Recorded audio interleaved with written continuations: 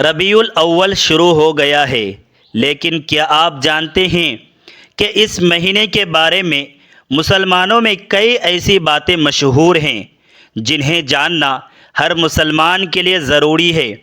آج ہم ربیع الاول کے بارے میں 5 اہم باتیں جانیں گے، اور 5ویں بات شاید آپ کے لیے سب سے زیادہ اہم ہو، کیونکہ اس کا تعلق نبی کریم صلی اللہ علیہ وسلم سے ہماری محبت اور آپ صلی اللہ علیہ وسلم کی سنت پر عمل سے ہیں۔ بسم اللہ الرحمن الرحیم۔ السلام علیکم ورحمۃ اللہ وبرکاتہ۔ میرے محترم ناظرین، میں امید کرتا ہوں کہ آپ سب خیر و عافیت سے ہوں گے۔ اسلامی تاریخ اور سیرت طیبہ ہماری زندگیوں کے لیے وہ مشعل راہ ہے جو ہمیں تاریکیوں سے نکال کر روشنی کی طرف لاتی ہے۔ لہٰذا اجالوں کا یہ سفر صرف معلوماتی نہیں بلکہ ہماری روح کی تربیت کا نام ہے، اور ربیع الاول کا مہینہ ہمیں اسی تربیتی سفر کی یاد دلاتا ہے۔ پہلا اہم نکتہ، ربیع الاول آخر ہے کیا، اور اسلامی کیلنڈر میں اس کا مقام کیا ہے؟ کیا ہم نے کبھی سوچا ہے کہ اللہ تبارک و تعالی نے اسلامی سال کے مہینوں کو ہمارے لیے کیوں مقرر فرمایا؟ اسلام میں وقت اور مہینوں کی اپنی ایک خاص اہمیت ہے۔ سورہ توبہ آیت نمبر 36 میں اللہ رب العزت نے ارشاد فرماتا ہے، بے شک مہینوں کی تعداد اللہ کے نزدیک اللہ کی کتاب میں 12 مہینے ہیں، جس دن سے اس نے آسمانوں اور زمین کو پیدا کیا۔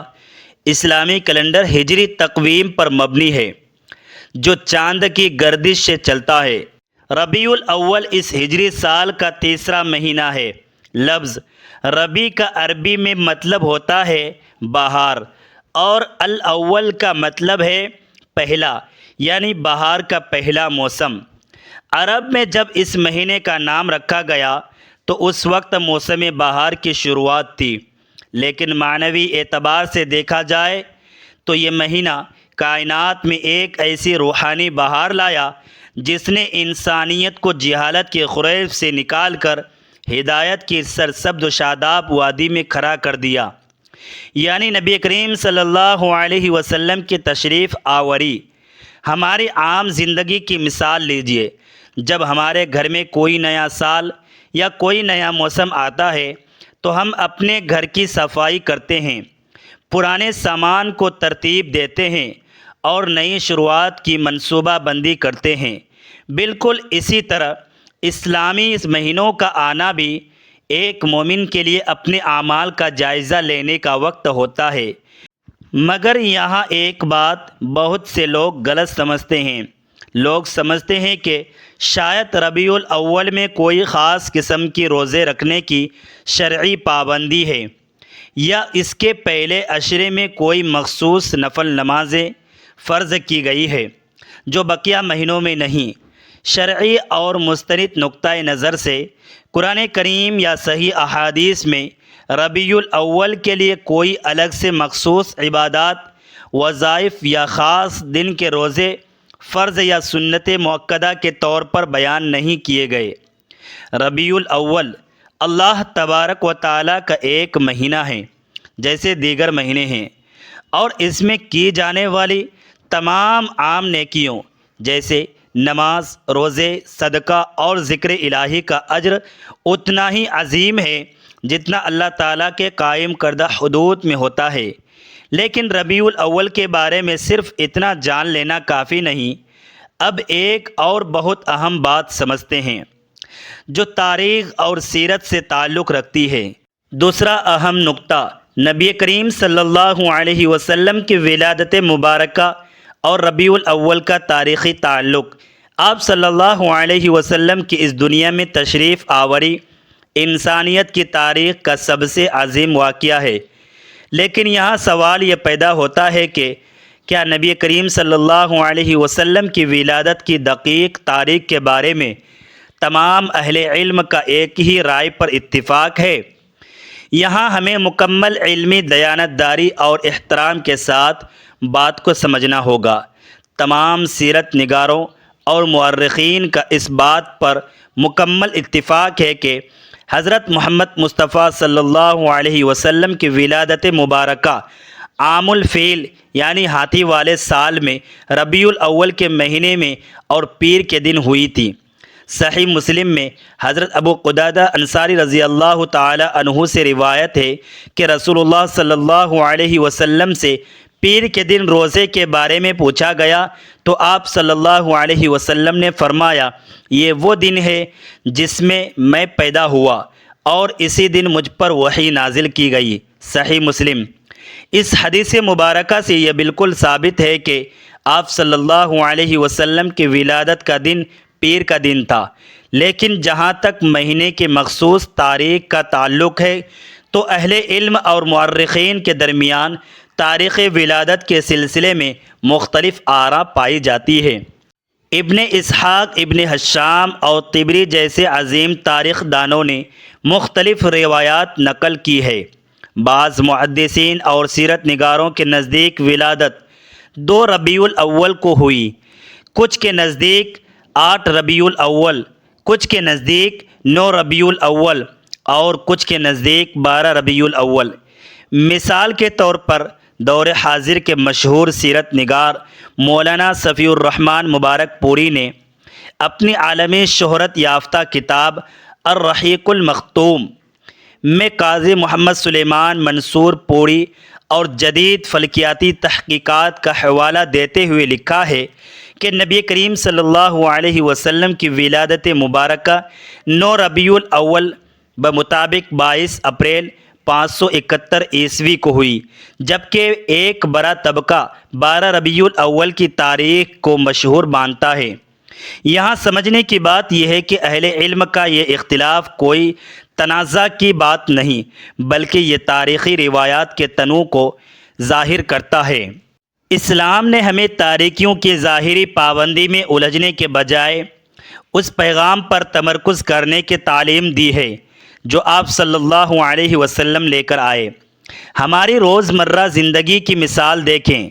اگر کسی شخص کے پاس اس کے والد یا کسی عظیم استاد کی چھوڑی ہوئی کوئی وصیت ہو تو کیا اس شخص کے لیے زیادہ اہم یہ ہوگا کہ وہ اس استاد کی پیدائش کی تاریخ پر بحث کرتا رہے، یا یہ کہ وہ اس استاد کی بتائی ہوئی باتوں اور نصیحتوں پر عمل کرے؟ یقیناً مقصد اصلی تعلیمات کو اپنانا ہے۔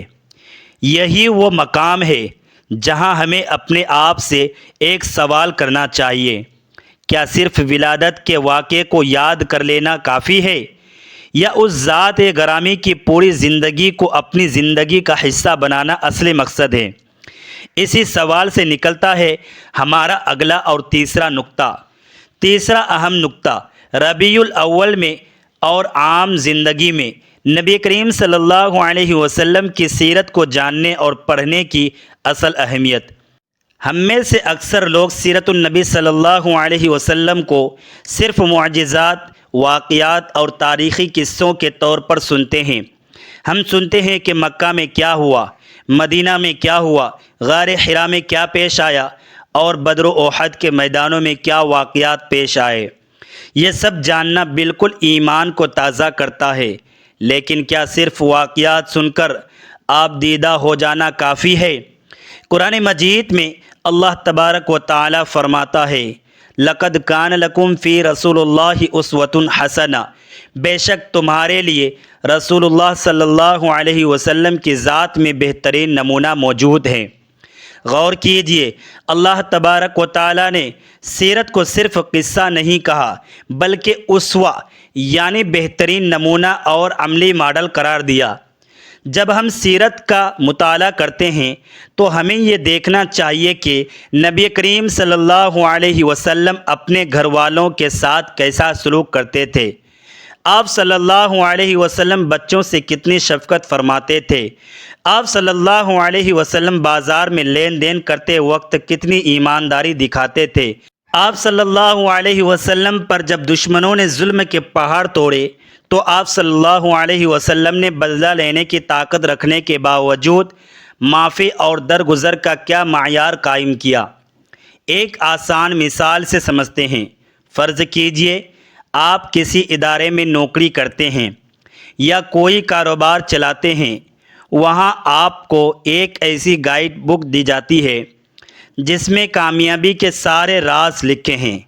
اگر آپ اس کتاب کو صرف سجا کر رکھ دیں، اس پر خوبصورت کور چڑھا دیں اور روزانہ اس کی تعریفیں کریں، لیکن اس کے اندر لکھے ہوئے اصولوں پر عمل نہ کریں، تو کیا آپ اس ادارے میں کامیاب ہو سکیں گے؟ ہرگز نہیں۔ بالکل اسی طرح سیرت النبی صلی اللہ علیہ وسلم وہ معجزاتی گائیڈ بک ہے جس نے عرب کے بدھوں کو دنیا کی سب سے مذہب اور کامیاب قوم بنا دیا تھا۔ یہاں میں آپ سے ایک دل سے سوال پوچھنا چاہتا ہوں، آپ نے ربیع الاول میں یا اس سے پہلے نبی کریم صلی اللہ علیہ وسلم کی سیرت کے بارے میں آخری بار کب پڑھا تھا؟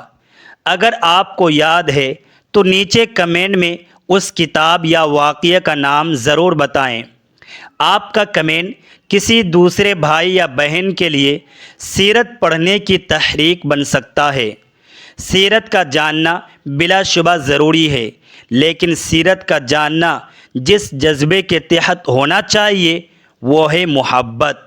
مگر سوال یہ ہے کہ نبی کریم صلی اللہ علیہ وسلم سے سچی محبت کا شرعی اور عملی معیار کیا ہے؟ یہی وہ مقام ہے جہاں بہت سے لوگ غلط فہمی کا شکار ہو جاتے ہیں۔ اور اب ہم اپنے چوتھے نقطے کی طرف بڑھتے ہیں۔ چوتھا اہم نقطہ، نبی کریم صلی اللہ علیہ وسلم سے محبت کا صحیح اور مستند معیار کیا ہے؟ ہم میں سے ہر شخص یہ دعویٰ کرتا ہے کہ وہ اللہ کے رسول صلی اللہ علیہ وسلم سے اپنی جان، اپنے مال اور اپنے والدین سے بھی زیادہ محبت کرتا ہے، اور یہ محبت ہمارے ایمان کی بنیادی شرط ہے۔ صحیح بخاری کی مشہور حدیث ہے، حضرت انس رضی اللہ تعالی عنہ سے روایت ہے کہ نبی کریم صلی اللہ علیہ وسلم نے فرمایا، تم میں سے کوئی شخص اس وقت تک مومن نہیں ہو سکتا جب تک میں اس کے نزدیک اس کے والد، اس کے اولاد اور تمام لوگوں سے زیادہ محبوب نہ ہو جاؤں۔ صحیح بخاری۔ لیکن محبت صرف ایک جذباتی دعوے کا نام نہیں ہے۔ محبت ایک عمل ہے، ایک رویہ ہے اور ایک اتباع ہے۔ قرآن مجید میں اللہ تبارک و تعالی نے محبت الہی اور محبت رسول صلی اللہ علیہ وسلم کا فارمولہ بالکل واضح الفاظ میں بیان فرما دیا۔ سورہ آل عمران آیت نمبر 31 میں ارشاد فرماتا ہے، قُلْ إِن كُنتُمْ تُحِبُّونَ اللَّهَ فَاتَّبِعُونِي يُحْبِبْكُمُ اللَّهُ وَيَغْفِرْ لَكُمْ ذُنُوبَكُمْ۔ اے نبی، آپ کہہ دیجئے کہ اگر تم اللہ سے محبت رکھتے ہو تو میری اتباع یعنی پیروی کرو، اللہ تم سے محبت کرنے لگے گا اور تمہاری گناہوں کو بخش دے گا۔ اس آیت پر غور کیجئے، اللہ تعالیٰ نے محبت کا ثبوت اتباع یعنی رسول اللہ صلی اللہ علیہ وسلم کے نقش قدم پر چلنے کو قرار دیا ہے۔ اگر کوئی شخص زبان سے تو محبت کا دعویٰ کرے، لیکن جب اذان کی آواز آئے تو مسجد کی طرف نہ جائے، جب لین دین کا وقت آئے تو جھوٹ اور دھوکے سے کام لے، جب غصہ آئے تو اخلاقی حدود توڑ دے، اور جب سنت پر عمل کرنے کا موقع آئے تو اسے معلوماتی بات سمجھ کر چھوڑ دے، تو ہمیں اپنی گریبان میں جھانکنا ہوگا کہ کیا ہماری محبت صرف لفظی ہے؟ ایک عملی مثال سے سمجھیے۔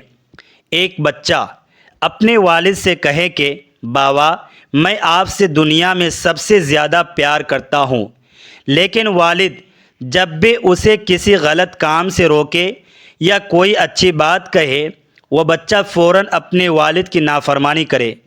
دوسری طرف ایک دوسرا بچہ ہے جو زبان سے بار بار اظہار تو نہیں کرتا، لیکن والد کے اشارے پر اپنی خواہشات قربان کر دیتا ہے اور ان کی ہر بات مانتا ہے۔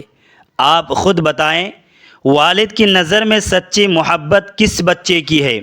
یقیناً دوسرے بچے کی ہوگی۔ نبی کریم صلی اللہ علیہ وسلم سے محبت کا سب سے بڑا مظاہرہ یہ ہے کہ ہم آپ صلی اللہ علیہ وسلم کے سنتوں کو اپنی زندگی میں زندہ کریں۔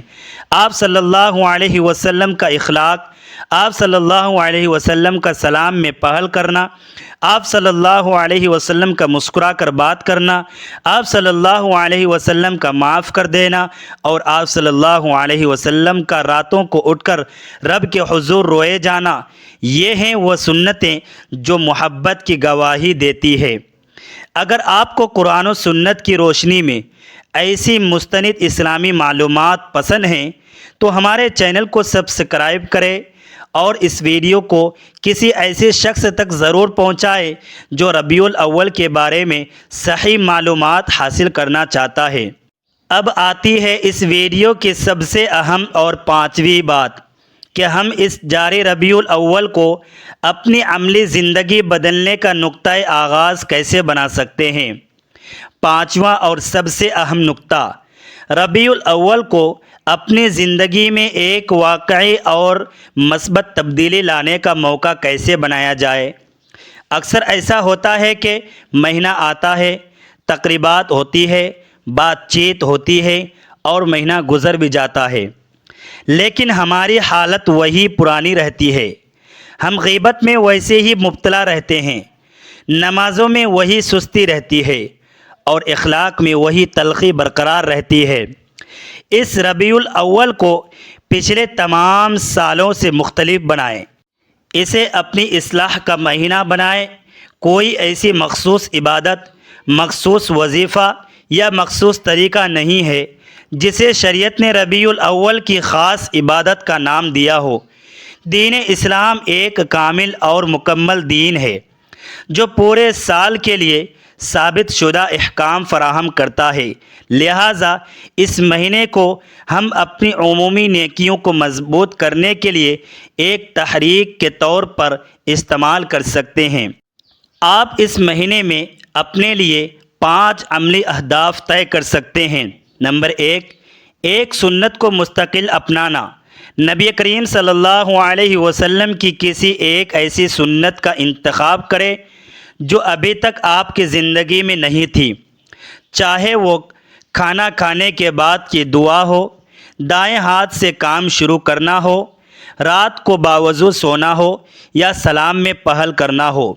نمبر 2، نماز کی پابندی کو مضبوط کرنا۔ اگر آپ کی نمازیں قضا ہوتی ہے تو اس ربیع الاول میں یہ عہد کرے کہ اب سے 5 وقت کی نماز باجماعت یا وقت پر ادا کرنے کی پوری کوشش کی جائے گی۔ نمبر 3، درود شریف کی کثرت۔ درود شریف پڑھنا تمام دنوں اور مہینوں میں انتہائی فضیلت کا حامل عمل ہے۔ نبی کریم صلی اللہ علیہ وسلم نے فرمایا، جس نے مجھ پر ایک بار درود بھیجا، اللہ تبارک و تعالی اس پر 10 رحمتیں نازل فرماتا ہے۔ صحیح مسلم۔ بغیر کسی خاص منگرت عدد یا شرط کے عام نیکی کے طور پر اپنی زبان کو کثرت درود سے تر رکھیں۔ نمبر 4، سیرت کی کسی معتبر کتاب کا مطالعہ۔ سیرت کی مستند کتابیں جیسے الرحیق المختوم یعنی از مولانا صفی الرحمن مبارک پوری یا سیرت خاتم الانبیاء اپنے گھر میں لائے اور روزانہ کم از کم 5 سے 10 منٹ اپنے اہل خانہ کے ساتھ مل کر پڑھیں۔ نمبر 5، اخلاق و معلومات کی اصلاح۔ نبی کریم صلی اللہ علیہ وسلم نے فرمایا، میں بہترین اخلاق کی تکمیل کے لیے مبعوث کیا گیا ہوں۔ اپنے رویے، اپنی زبان کی سختی اور اپنے رشتوں میں نرمی پیدا کرنے کا عزم کریں۔ یہاں میرا آپ سے دوسرا سوال ہے، اگر آپ نبی کریم صلی اللہ علیہ وسلم کی ایک سنت اپنی زندگی میں مستقل اپنانا چاہیں تو وہ کون سی ہوگی؟ کمنٹ باکس میں لکھ کر خود سے اللہ تبارک و تعالی سے ایک چھوٹا سا عہد کیجیے۔ میرے محترم بھائیوں اور میری پیاری اسلامی بہنوں، آئیے اس ویڈیو کے اختتام پر ہم اپنے آپ کو ایک عملی چیلنج دیتے ہیں۔ آج سے ربیع الاول کے اختتام تک اور اس کے بعد بھی کم از کم ایک ایسی سنت اپنی زندگی میں مستقل اپنانے کی کوشش کریں جو نبی کریم صلی اللہ علیہ وسلم کی تعلیمات سے ثابت ہیں، چاہے وہ کتنی ہی چھوٹی سنت کیوں نہ ہو، کیونکہ اللہ تبارک و تعالیٰ کے نزدیک سب سے محبوب عمل وہ ہے جو ہمیشگی کے ساتھ کیا جائے، چاہے وہ تھوڑا ہی کیوں نہ ہو۔ آئیے آج جو 5 اہم باتیں ہم نے سیکھے ان کا ایک نظر میں مختصر جائزہ لیتے ہیں۔ پہلا، ربیع الاول اسلامی سال کا ایک باوقار مہینہ ہے جس میں قرآن و سنت کے عمومی احکام پر عمل کرنا ہی اصل روح ہے۔ دوسرا، نبی کریم صلی اللہ علیہ وسلم کی ولادت مبارکہ کا تعلق اسی مہینے سے ہے، تاہم مخصوص تاریخ کے حوالے سے اہل علم کے علمی اختلاف کا دیانت داری سے احترام کیا جائے۔ تیسرا، سیرت طیبہ صرف سننے کا واقعہ نہیں بلکہ اپنی زندگی کو اس کے مطابق ڈھالنے کا نام ہے۔ چوتھا، محبت رسول صلی اللہ علیہ وسلم کا اصل معیار زبانی دعوے نہیں بلکہ نبی کریم صلی اللہ علیہ وسلم کی سنت اور تعلیمات کی عملی اتباع ہے۔ پانچواں، اس مہینے کو اپنی نمازوں، درود شریف کی کثرت اور اخلاق کی اصلاح کا ذریعہ بنا کر اپنی زندگی کا نیا باب شروع کرنا چاہیے۔ ربیع الاول صرف کیلنڈر پر ایک نیا مہینہ آنے یا دن گزر جانے کا نام نہیں بلکہ ہمارے لیے یہ ایک سنہری موقع ہے کہ ہم نبی کریم صلی اللہ علیہ وسلم کی سیرت کو جانیں، آپ صلی اللہ علیہ وسلم کی سنت کو سمجھیں اور اپنی زندگی کو اس کے مطابق بہتر بنانے کی کوشش کریں۔ یاد رکھیے، جب ہم آپ صلی اللہ علیہ وسلم کے بتائے ہوئے راستے پر چلیں گے تو نہ صرف ہماری دنیا سکون سے بھر جائے گی بلکہ آخرت میں بھی ہمیں آپ صلی اللہ علیہ وسلم کی شفاعت اور حوض کوثر کا جام نصیب ہوگا۔ ہم اللہ تبارک و تعالیٰ سے دعا گو ہوں، اے اللہ ہمیں نبی کریم صلی اللہ علیہ وسلم سے سچی، پکی، حقیقی اور باعمل محبت کرنے کی توفیق عطا فرما۔ اے ہمارے رب، ہمیں آپ صلی اللہ علیہ وسلم کی مبارک سنتوں پر عمل کرنے اور ان کو اپنی زندگیوں میں زندہ کرنے والا بنا۔ ہماری کوتاہیوں اور گناہوں کو معاف فرما اور ہمارے دلوں میں سیرت نبوی صلی اللہ علیہ وسلم کا سچا نور روشن کر دے۔ آمین یا رب العالمین۔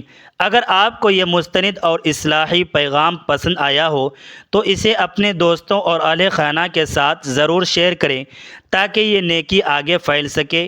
جزاکم اللہ خیرا، والسلام علیکم۔